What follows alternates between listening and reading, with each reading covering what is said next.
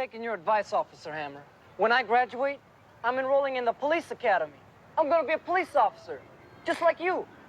I wouldn't mention this to Captain Trunk. For now, the least we could do is put your car back together for you. Show 'em, boys. Well, that's a nice gesture. Isn't that nice, Hammer? Darn it. Now what have you do-gooders done to my car?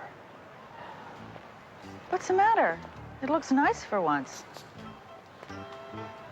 It just doesn't feel right. There's something missing.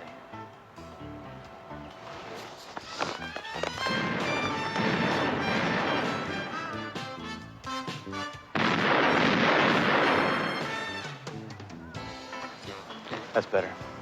You know, Hammer, I think you're right. Wasn't our dent here? Thank you, Duro. Now, that's me. Yeah, I thought so.